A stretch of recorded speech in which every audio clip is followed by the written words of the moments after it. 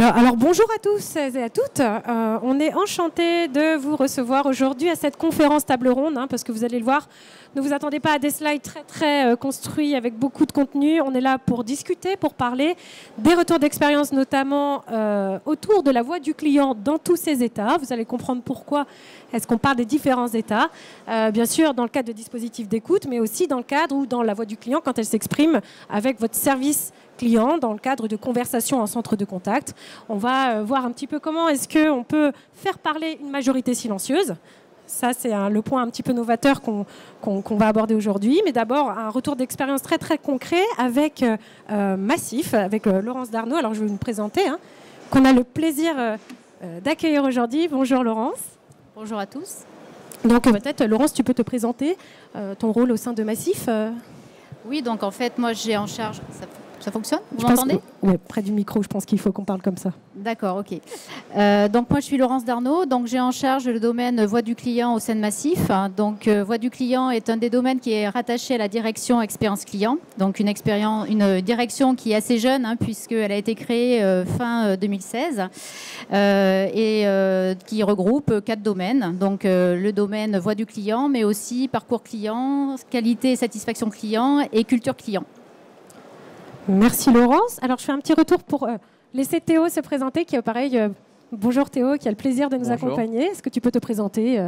Bien sûr, bonjour à tous. Je m'appelle Théo Borschberg, je viens de Suisse, mais je suis basé aux États-Unis et je suis le fondateur et CEO de la société Otto. Très bien.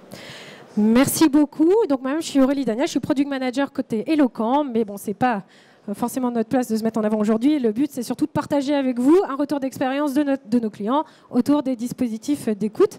Alors, Laurence, tu as présenté la direction. Est-ce que tu peux nous parler un petit peu plus de la démarche dans laquelle s'est inscrit Massif autour de la voix du client? Oui, alors on a un plan stratégique à horizon 2016-2020 qui est penser agir client. Donc c'est mettre le client au cœur de nos préoccupations. Et un des chantiers du plan stratégique est de nous améliorer par l'écoute de nos clients. Donc ce sujet-là, forcément, a animé fortement tous les travaux de voix du client depuis 2016. Et l'idée, c'était de pouvoir démultiplier les dispositifs d'écoute qui étaient plutôt traditionnels jusqu'à maintenant, type baromètre, enquête à froid, pour aller vers des dispositifs plus proches de l'interaction client pour pouvoir recueillir le ressenti client sur tout le parcours et à chaque fois qu'on a une interaction avec lui.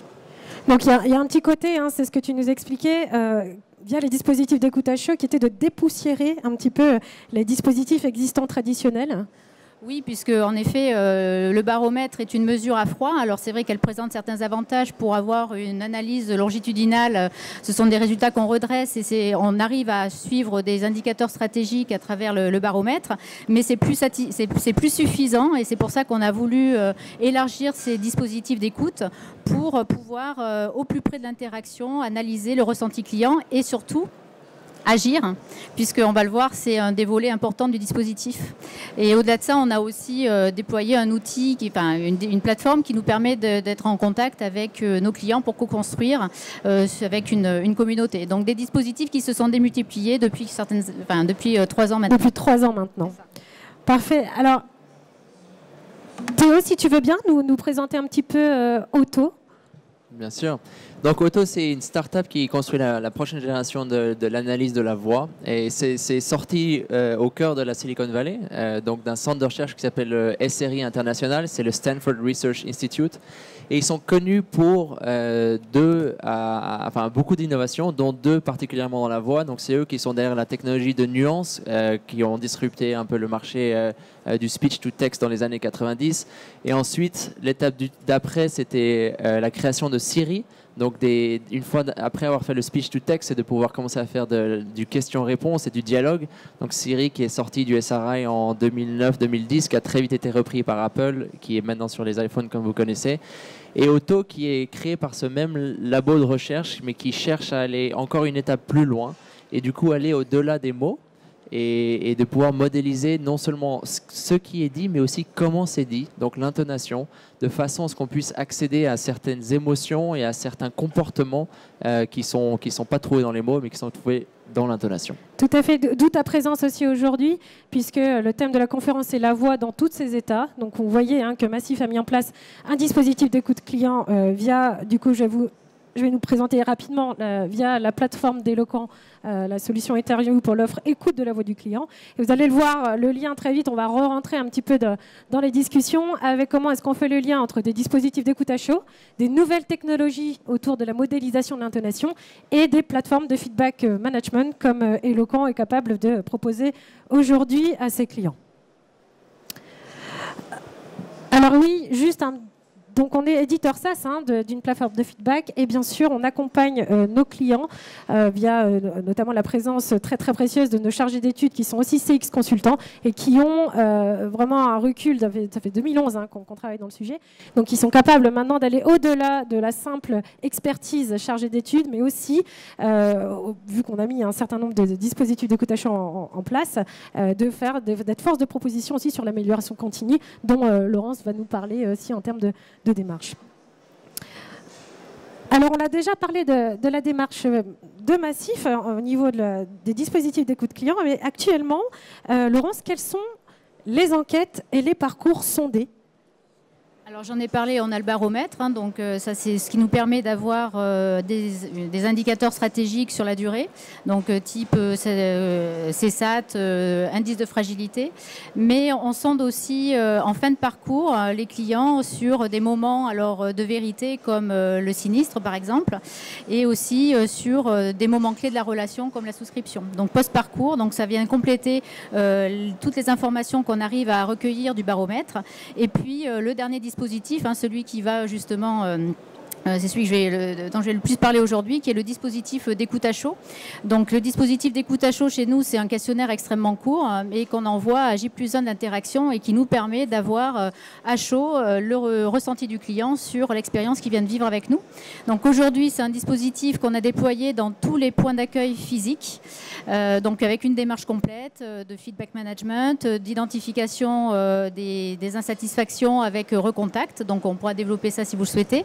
Et puis, cette démarche, on est aussi en train de la déployer au niveau de nos CRC commerciaux, alors c'est centre de relations clients, à la fois au niveau de nos entités IARD, mais aussi des autres entités du groupe. Alors IARD, pour ceux qui ne sont pas spécialistes. Donc c'est tout ce qui est assurance, auto et habitation. Très bien. Alors on parlait aussi de la voix du client dans tous ses états, mais aussi partout où elle est, c'est-à-dire sur la partie digitale. Est-ce que vous avez travaillé sur cette partie-là? Oui, alors justement, c'est vrai qu'on a aussi en train, parce que là aussi, on a besoin d'avoir le feedback du client qui est sur certains tunnels de self-care sur le site Massif. Donc on a aussi cette solution qu'on déploie et alors là, on est juste en train justement de la mettre en place. Et donc, vous mesurez quoi sur la partie digitale? C'est l'effort client? On va mesurer l'effort client et encore une fois, on met l'émotion avant tout et on cherche à avoir de l'information en spontané de nos clients. Donc, en fait, on a des questions assez ouvertes pour voir si on a bien su répondre à leurs demandes sur le site Massif. Sur le site Massif, il y a un contexte particulier en cas de soumission de devis où vous interrogez les clients? Alors aujourd'hui, on est sur 2 tunnels de self-care. Voilà, donc on est sur le téléchargement d'attestation et sur la souscription en ligne de l'habitation. D'accord. Parfait. Du coup, quel est le but en fait de mesurer et piloter? Est-ce qu'il y a quelque chose que vous suivez Alors aujourd'hui, on a des enjeux de connaissance client puisque c'est forcément de l'information qu'on arrive à capter de nos clients. On a également un enjeu de fidélisation et de rétention puisque ce sont des dispositifs qui nous permettent d'identifier les insatisfactions. On a un dispositif de recontact dès lors qu'un sociétaire nous met une note de 0 à 6, donc qui est détracteur. On a également comme enjeu l'amélioration continue, puisqu'on identifie les points forts, les bonnes pratiques, puisque ça fait aussi partie du dispositif et c'est un point fort sur lequel aussi, en termes d'acceptation et d'acculturation interne, c'est important de communiquer. Et puis, on en fait aussi vraiment un outil managériale en mettant vraiment au cœur de notre dispositif les responsables d'agence, puisque c'est eux qui, derrière, vont recontacter les clients insatisfaits. Donc c'est un programme NPS sur la show. Hein. Tout à fait. C'est très orienté NPS. Et est-ce que vous avez des convictions au niveau de l'analyse de l'évolution des indicateurs Alors aujourd'hui, sur les interactions à chaud qu'on mesure, c'est vrai qu'on a donc une première note de NPS où on demande le taux de recommandation, et c'est ce qui nous permet d'identifier les détracteurs, les promoteurs et les neutres, et sur les détracteurs de pouvoir mettre en place ce dispositif de recontact. Donc ça nous permet de mesurer le NPS. Alors aujourd'hui, c'est vrai que le NPS, on va l'analyser plutôt sur la durée et voir comment il évolue dans le temps, plus qu'une analyse du taux en valeur absolue, enfin du taux de la, du KPI pur. D'accord. Alors, justement, vous nous avez parlé un petit peu des détracteurs. En termes de politique de gestion de la satisfaction, qu'en est-il chez Massif? Est-ce que vous avez une cellule dédiée pour rappeler, recontacter les clients? Comment ça se passe chez vous exactement? Non, alors en fait, comme je disais, c'est vrai qu'on a vraiment construit ce dispositif autour des managers. Donc on est vraiment sur une approche de l'écoute à chaud, c'est vraiment un sujet d'équipe. Donc on a les responsables d'agence qui recontactent par eux-mêmes les clients insatisfaits. L'idée, c'est de recontacter 100% des clients insatisfaits sous 48 heures. Donc aujourd'hui, 48 heures, c'est rapide. 48 heures, c'est vrai que dès lors qu'on a un client qui est insatisfait, l'idée, c'est de l'entendre rapidement et de mettre en place les actions nécessaires. Correctives rapidement. Voilà. Et du coup, vos collaborateurs, ils sont comment ils prennent cette démarche-là? Parce que on en parlait tout à l'heure à table, on a déjeuné ensemble pour rien vous cacher. Ceux qui doivent recontacter les insatisfaits, comment vos collaborateurs ils prennent ça? Est-ce que c'est quelque chose d'assez facile ou c'est quelque chose où ils se sentent investis? Oui, alors après une première appréhension qui avait été de penser d'abord à la charge, parce qu'on avait au démarrage, pas forcément de recul sur les volumes. Aujourd'hui, c'est quelque chose qui est complètement accepté, puisque on se réjouit d'avoir quand même peu de détracteurs. Donc à l'échelle de... Vous pouvez nous parler d'ailleurs un petit peu des chiffres à peu près de la proportion chez Massif? Oui, bah alors aujourd'hui, sur les points d'accueil, si on est toujours sur ce paramètre-là, on a 70% de promoteurs. D'accord. On a 10% de détracteurs, donc je vous laisse calculer le NPS qui est plutôt bon sur les motifs qu'on observe, bien évidemment. Sur les motifs, lorsque vos sociétaires viennent en agence directement. D'accord. Est-ce qu'il faut réduire un tel dispositif au seul traitement des détracteurs, Laurence, ou pas? Alors, le dispositif, le traitement des détracteurs est une chose. Après, c'est vrai qu'on a tout le dispositif d'amélioration continue. Donc, et c'est tout l'intérêt justement d'analyser le ressenti client, ce que nous dit le client dans ses verbatims, et de pouvoir détecter donc des axes d'amélioration qu'on travaille sur la durée, mais aussi les bonnes pratiques pour pouvoir les relayer au sein des équipes, valoriser ce qui fonctionne, et puis mettre en place les actions sur des points de dysfonctionnement, sur les irritants et sur les irritants. Aussi, on n'a pas mentionné, mais j'étais impressionné à midi justement du taux de récupération, que je trouvais vraiment important, et ça fait partie du ROI de toutes ces actions. Je ne sais pas si ça vaut la peine de le mentionner. Le taux de récupération, Laurence, vous voulez alors le taux de récupération, moi je ne l'appelle pas comme ça tous les jours, mais c'est vrai qu'on a voulu, pour pouvoir s'assurer que la démarche elle était vertueuse, sonder nos responsables d'agence sur la qualité de la relation qu'ils ont, du recontact qu'ils font avec leurs clients. Et c'est vrai qu'en partant d'un client qui est insatisfait, il y en a 7 sur 10 qui sont... dans une démarche positive à l'issue du contact. Donc c'est déjà quand même une belle approche, et ce qui fait que la démarche a été très bien acceptée aussi au niveau de nos équipes. Au niveau des collaborateurs. Alors du coup, on parlait aussi des verbatims positifs et de l'importance du commentaire. Alors pourquoi est-ce que vous avez mis en place de l'analyse sémantique automatisée couplée à votre dispositif d'écoute client? Oui, alors ça c'était indispensable, parce que forcément après la note de recommandation, on a besoin de comprendre pourquoi le client nous met cette note. Donc le parti pris, ça a été vraiment d'être sur un questionnaire court, comme je disais, et puis de laisser la place à l'expression libre et spontanée du sociétaire pour qu'il nous livre ses émotions, son impression, ce qu'il retient de la relation qu'il a pu avoir avec nous. Et qui dit expression libre sur des volumes qui sont ceux qu'on traite, donc extrêmement importants, on ne pouvait que s'appuyer sur une solution d'intelligence artificielle pour pouvoir analyser l'ensemble des retours clients. D'accord. Voilà. Et est-ce que vous, vos premiers éléments de compréhension qui questionnent un peu les idées reçues, quelles sont-elles en fait? Ce qu'on a commencé à voir avec ces analyses sémantiques qui nous permet de catégoriser d'un verbatim client les sujets, les intentions, de croiser les intentions avec les sentiments positifs, négatifs. Donc ça nous permet d'avoir une bonne compréhension des attentes clients et voir en effet les irritants et de pouvoir raccrocher ça à une cause.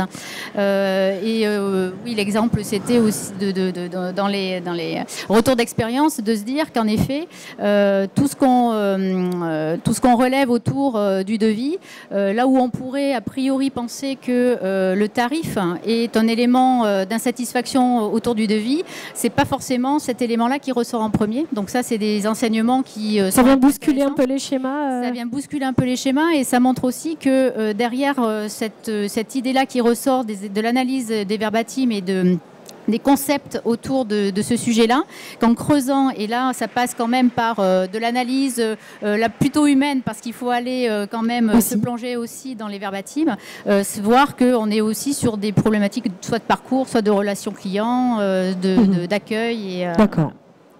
Et du coup, quelle est la place, on va dire, accordée à l'émotion au sein de chez Massif, que ce soit aussi bien côté conseiller ou responsable d'agence ou côté même sociétaire?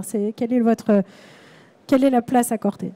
Alors l'émotion, comme je l'ai dit, on laisse une large place à l'émotion dans ce dispositif. C'est vraiment un pilier important puisque, comme je disais, c'est une question ouverte où on laisse le client décider s'il souhaite nous parler de sa difficulté à stationner ou de l'accueil qu'il a pu avoir dans son arrivée à l'agence. Donc là, la place de l'émotion est extrêmement forte. Et puis l'émotion dans le métier de l'assurance, c'est aussi tout au long de la relation. Forcément, il y a des moments de la relation qui sont extrêmement importants, où on doit écouter les sociétaires et puis être vraiment dans une approche attentive et attentionnée. Donc la place de l'émotion est importante. Nous, ce qu'on veut, c'est vraiment créer de l'émotion avec des choses simples. Aujourd'hui, on part du principe que en termes d'offres, en termes de services, on arrive à proposer à peu près tous la même chose et que c'est vraiment l'expérience et ce que le client va en retenir, qui passe aussi par l'émotion et quelque chose qui est propre à chacun, qui va vraiment laisser le souvenir. Et c'est vraiment sur ces aspects-là qu'on souhaite vraiment se différencier. Donc c'est pour ça que l'émotion aujourd'hui prend une large place dans notre dispositif. Dans votre dispositif. Et du coup, côté collaborateur, ça se traduit sur des programmes de formation que vous avez en interne, ou comment est-ce qu'on allait aborder cette notion qui est un peu abstraite, même pour tout le monde? L'émotion, c'est quelque chose d'assez conceptuel. Alors concrètement, oui, alors je pense que vous avez dû voir sur une slide défilée qu'on a vraiment 3 mots-clés qui sont en filigrane de l'ensemble de nos travaux au niveau de l'expérience client. C'est la fluidité. Alors là, on parle plutôt des parcours et de la facilité pour les clients pour fluidifier l'ensemble des parcours.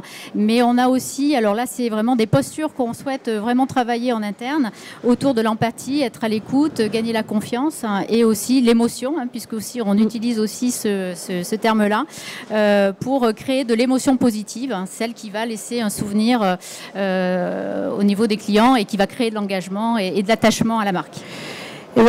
Merci Laurence. Et la transition, elle est un petit peu toute faite sur le sujet de l'émotion.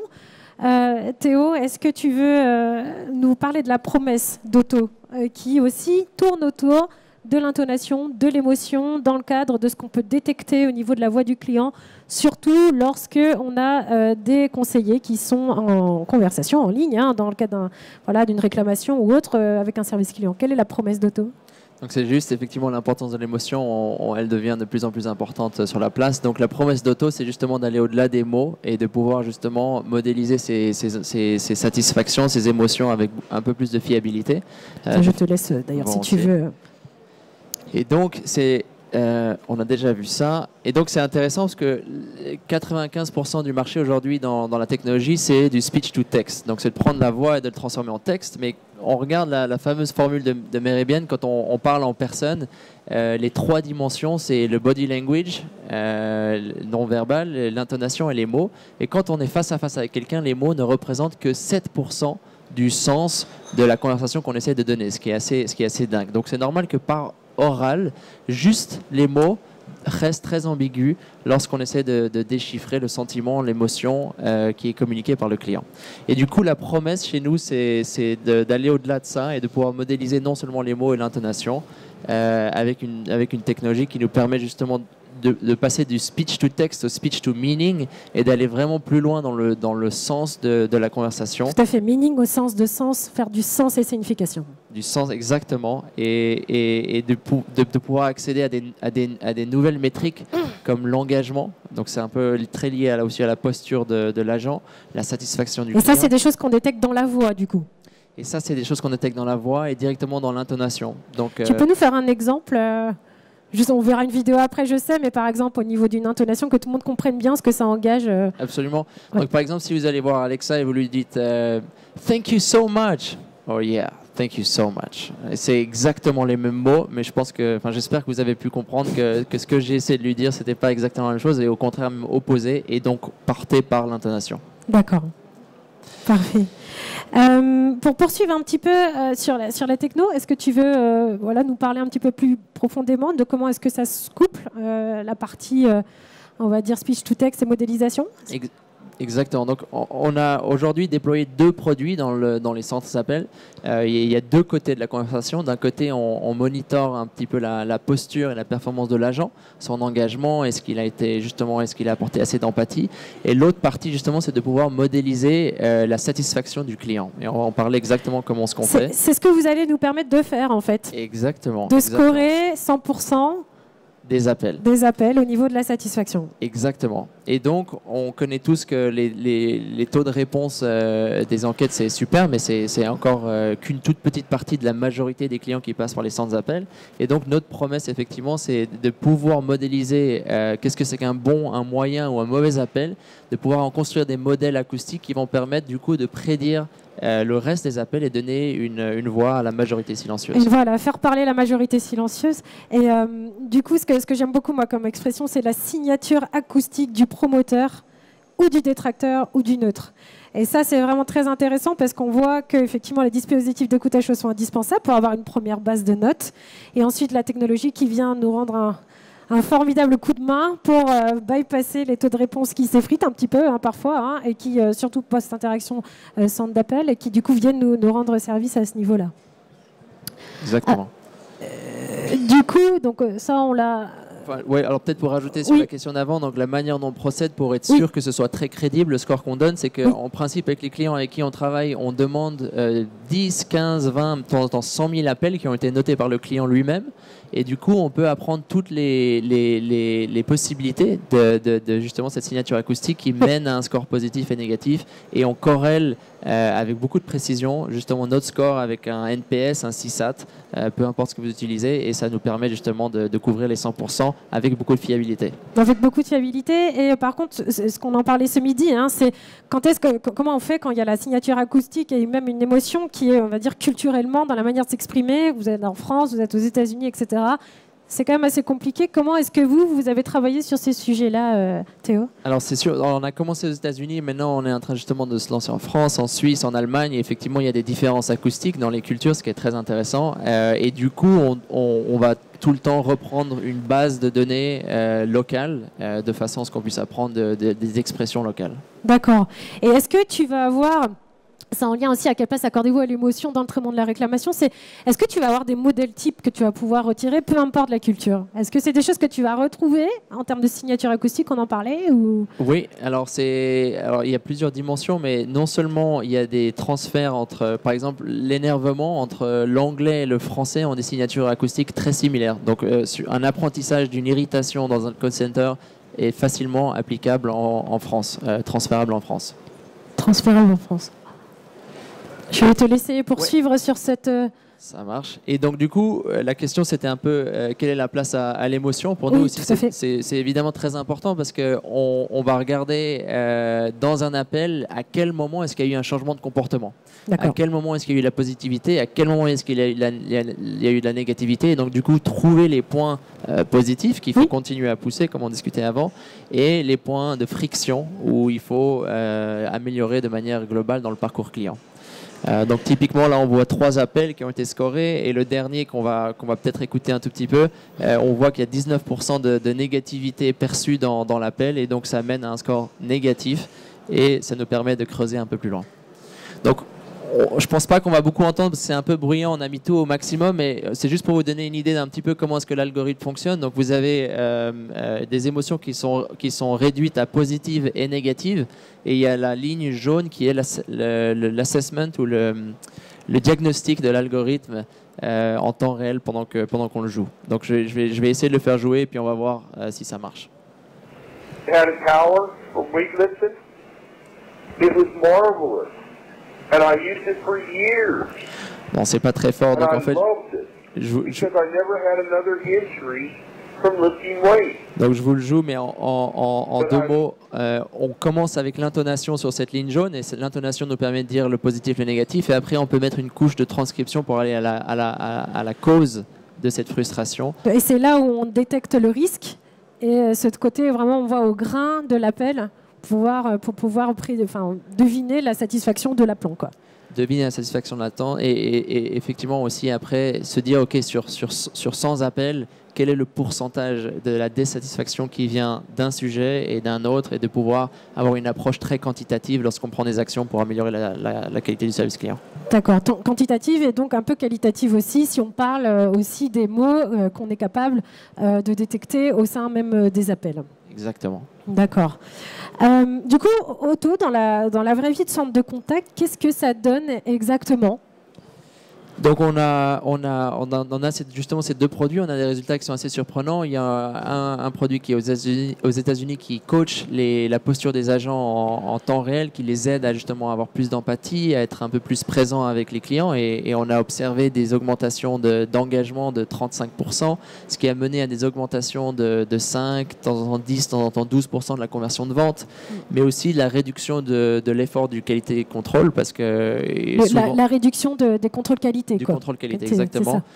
Parce qu'on permet de donner un diagnostic assez rapide sur quel call il faut se focuser et aller se pencher pour aller chercher les calls problématiques, en fait. D'accord. Et du coup, vous avez des références peut-être déjà pour si tu as envie d'en parler ou pas? Aux États-Unis, oui. En France, sans donner de nom, on est en train de faire des POC avec justement dans l'énergie oui. et dans la télécommunication. Dans l'énergie, dans la télécommunication, il y a de gros volumes aussi. Gros volumes. Gros volumes. Tout à l'heure, tu nous parlais aux États-Unis. Vous êtes en train de faire c'est un PACU, c'est en production.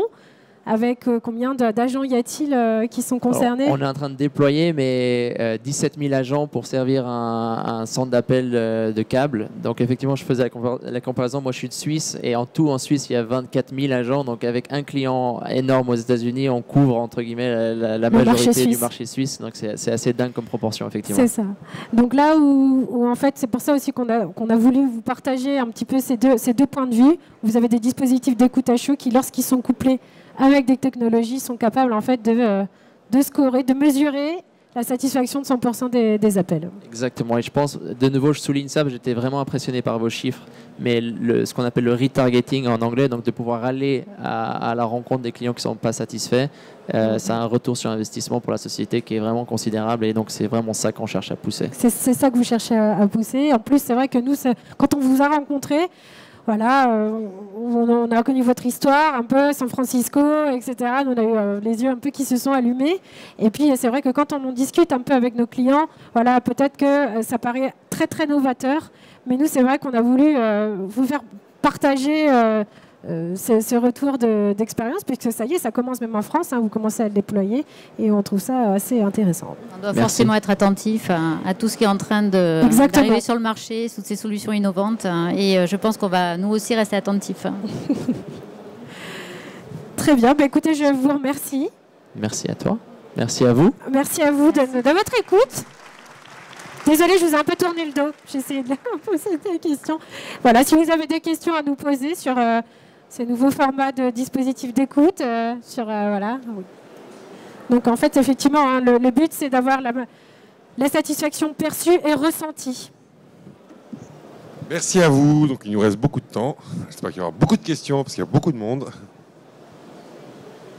Bonjour, donc Hélène. Je me pose des questions par rapport justement au fait de garder une donnée client particulièrement, mais aussi employé sur les émotions. Sachant qu'en Europe, on est quand même assez frileux. Quand on parle d'émotions, on sent tout de suite, on a l'impression que c'est intrusif. Au niveau des régulations RGPD, comment ça se passe? Donc c'est une très bonne question. En principe, donc c'est en train d'être défini, mais dans le principe, c'est dès que le client a été annoncé pour faire de la contrôle qualité et retranscription, donc dès que quelqu'un fait du speech to text, donc déjà le verbatim, c'est une analyse qui permet de contrôler la qualité et de pouvoir améliorer le service client. Donc quand on se limite à modéliser la satisfaction, ça tombe justement dans ce registre-là. Et il me semble aussi que c'est ce que tu disais parce qu'on en a parlé aussi, c'est une très très bonne question, hein, parce que c'est ce qui nous, quand on commence à en parler de sujets même auprès de nos clients, c'est mais si j'ai des données sensibles à l'intérieur de la conversation, des données bancaires, etc., comment est-ce qu'on le gère? Et donc là-dessus, tu nous avais dit, hein, Théo, qu'il y a une fois que c'est processé, c'est effacé. Exactement. Et l'avantage de l'acoustique, c'est que ça extrait des informations qui ne sont pas perceptibles par l'humain. Donc il n'y a plus de mots, il n'y a plus de carte de crédit, il n'y a plus d'adresse, il n'y a plus de nom. Donc il ne reste plus que ce sentiment ou ce score de satisfaction. Et après, le reste est effacé juste après le processing. C'est juste. Voilà. Et d'ailleurs, vous êtes certifié? Quelle certification tu peux... Alors, on a des certifications de sécurité. Donc, oui. Par exemple, la PCI, qui est plutôt américaine, mais qui permet justement de gérer des données bancaires. Exactement. Oui, tout à fait. Et nous, pour notre part, nous sommes certifiés ISO 27001 sur la partie sécurité des données, qui est grande norme de sécurité. Effectivement, c'est un vrai sujet aujourd'hui.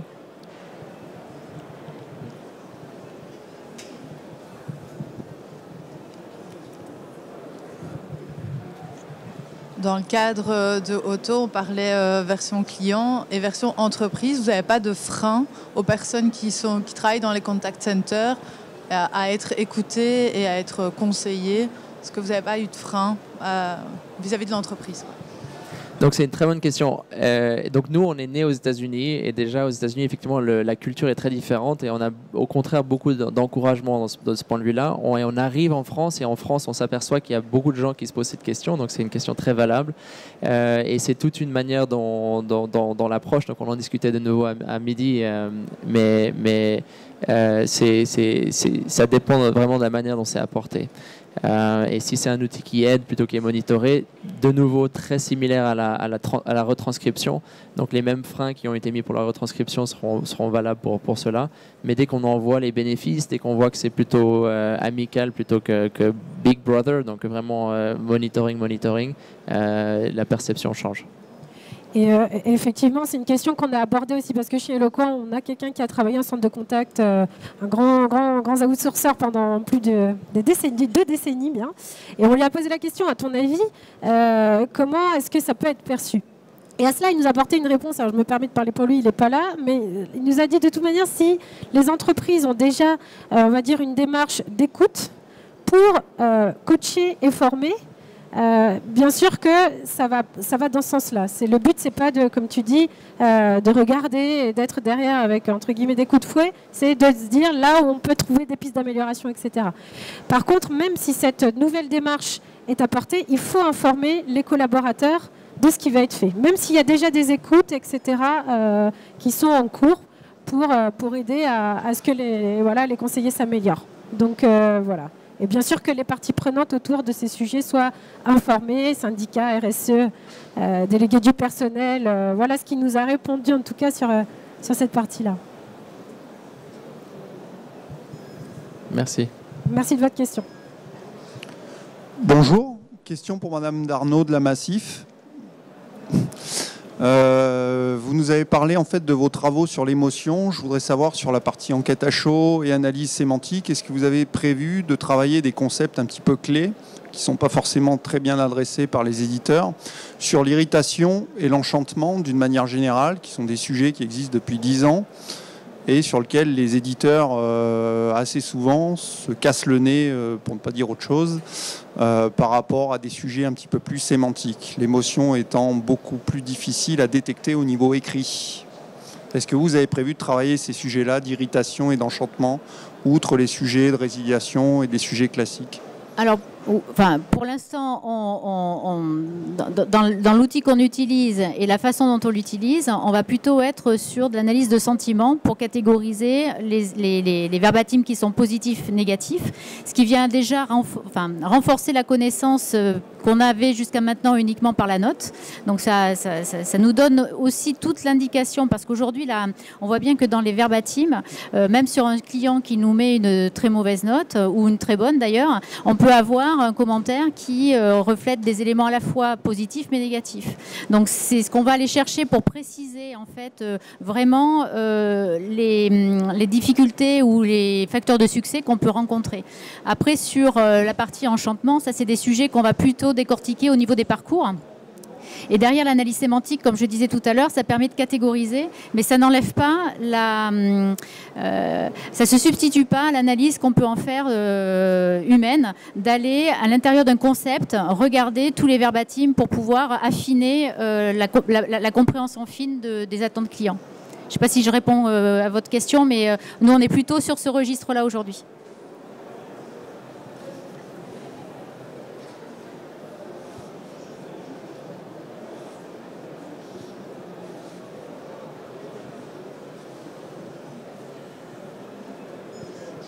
Bonjour Ismaël, j'ai une question pour Hugo d'Auto. À un moment donné, on se faisait la réflexion avec ma collègue juste à côté sur identifier le client à risque à un moment donné.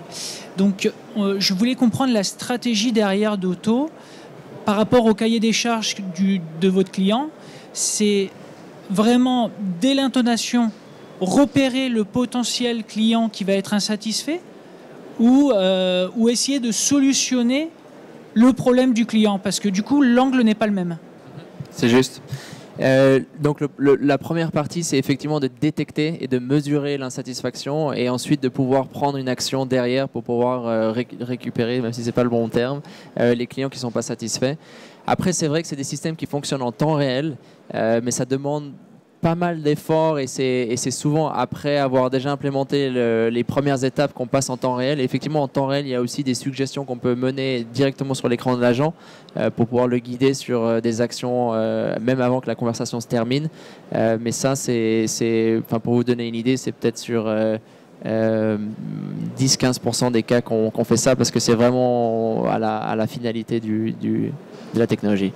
Et du coup, une fois que c'est repéré, c'est identifié, quelles sont les préconisations apportées vous apportez une solution ou c'est juste des taux, des statistiques? Taux, statistiques, des listes de retargeting et en fait la cause aussi derrière l'irritation. Donc on a une idée de qu'est-ce qui a causé le problème et donc de pouvoir prendre des actions plus générales. Donc on voit que la plupart de nos irritations viennent du changement d'adresse qu'on doit faire à ce moment-là, et donc du coup là il faut agir là-dessus. Mais par contre, on n'a pas de recommandations plus précises sur comment est-ce qu'il faut agir. C'est un travail qui doit être fait justement humainement, et c'est la partie qui est laissée à l'expérience client, aux équipes de l'expérience client. Merci. C'est la réflexion que je me fais, c'est que souvent il y a un outil qui est proposé, mais à cet outil il manque souvent derrière, une fois que le diagnostic est posé, la préconisation à apporter. Et c'est dans ce sens-là que je pense que l'outil sera optimal quand le tout sera proposé. Tout à fait, moi je vous rejoins là-dessus. Hein. Effectivement, nous aussi, on donne au même titre que Théo le fait, on le fait sur de la satisfaction cette fois, on va dire perçue, déclarée. Nous on collecte ça. Et derrière, je vous parlais de nos CX consultants tout à l'heure, qui, elles, bien sûr sur demande de nos clients, vont faire ce qu'on appelle des analyses en profondeur ou in-depth analysis, ou sur une question donnée, par exemple, quels sont les précaux que je dois retenir et les recommandations derrière sur des plans d'action à affiner. Là-dessus, c'est elles qui vont creuser et aller plus loin pour pouvoir même présenter les résultats sur site. Parce que comme vous le dites, c'est pas le tout d'avoir des KPI et des verbatims. Il faut aussi, bien sûr, après pouvoir se projeter surtout dans une démarche d'amélioration continue. C'est d'où l'intérêt d'être accompagné, d'avoir la technologie, mais aussi l'accompagnement. Merci. Il nous reste un petit peu de temps, donc n'hésitez pas. Bon, bah, je crois que vous avez un stand. Juste, juste derrière vous, il y a encore une personne. Ah, pardon. Vous parliez de volume important d'appels pour la mise en place de votre technologie. Est-ce qu'il y a un minimum de volume à avoir pour la mettre en place? Ça dépend de la langue, mais en français, 10 000 appels notés par le client, en général. 10 000 appels notés de l'historique, ouais. Et sur la partie engagement, parce qu'on en a parlé, engagement conseillé, c'est des choses qui sont plus simples à mettre en œuvre. C'est ça, Théo? C'est juste. Donc là, on parle plutôt... Donc pour mesurer l'engagement du conseiller, c'est plutôt de l'ordre des 50 à 100 appels.